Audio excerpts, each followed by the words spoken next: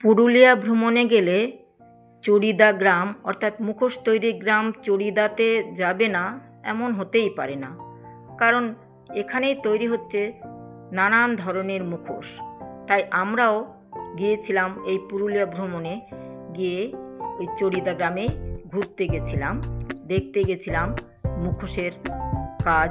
নমস্কার বন্ধুরা, সঙ্গে আমি ইরাবতী চ্যানেলে আমি ইরাবতী মণ্ডল আবার একটি নতুন ব্লগ নিয়ে আপনাদের সামনে এসে হাজির হয়েছি।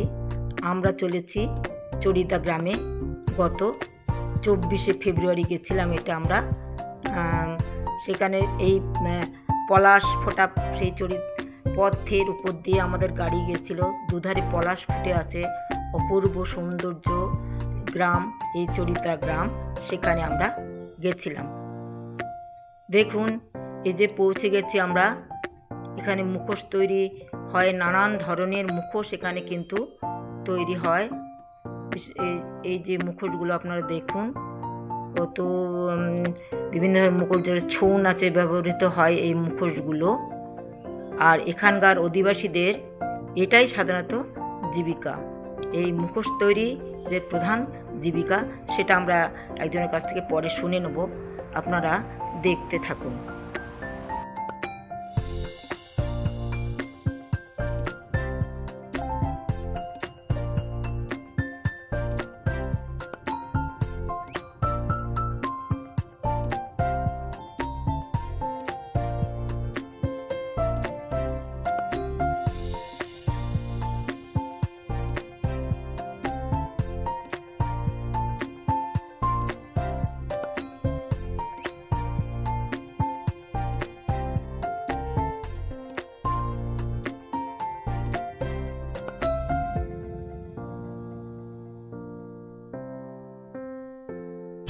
আমরা এসে গেছি চড়িদা গ্রামে। আমরা চড়িদা গ্রামে এসেছি, অর্থাৎ মুখোশ তৈরি হয় পুরুলিয়া। এখানে ছৌ নাচের মুখোশ তৈরি হয়। এখানে দেখুন সব মুখোশ তৈরি করছে নিজেরাই।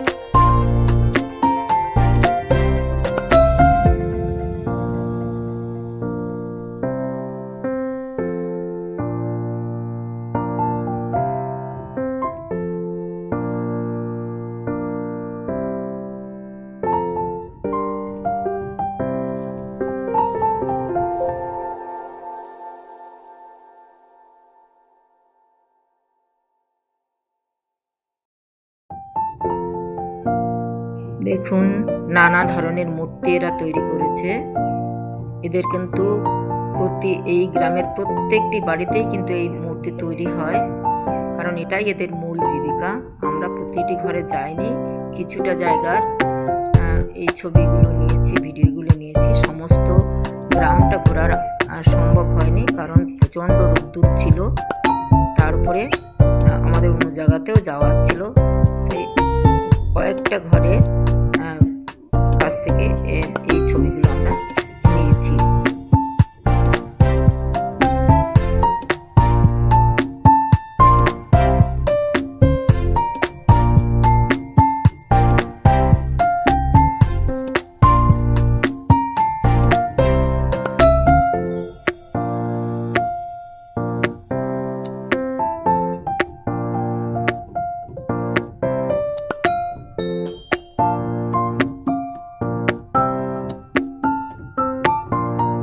তোমার নাম কি? হ্যাঁ, রামু পাল। রামু পাল। আচ্ছা, তোমরা যে মূর্তিগুলো তৈরি করছো কি দিয়ে বানাচ্ছো? কাগজ কাপড় আঠা। কাগজ কাপড় আঠা দিয়ে মূর্তিগুলো বানাচ্ছো তোমরা। আর রংটা কিসের রং? ওটা ফেব্রিক কালার। নানা রং দিয়ে করো না? তোমাদের এইটাই জীবিকা কি? বিক্রি কেমন হয় তোমাদের? বিক্রি ভালো হয়? তোমরা কি শুধু মানে যারা আসে তারাই কেনে না, বাইরে চালান করে এগুলো? বাইরে কোনো চালান টালান করো না? ও, তা যে জিনিসগুলো বানাও সব মোটামুটি বিক্রি হয়ে যায়? প্রতিদিন কেমন ইনকাম হয় তোমাদের? কোনোদিন হয়, কোনোদিন হয় না। আচ্ছা, বাড়িতে কে কে আছে তোমার? বাবা, মা, বোন। ঠিক আছে।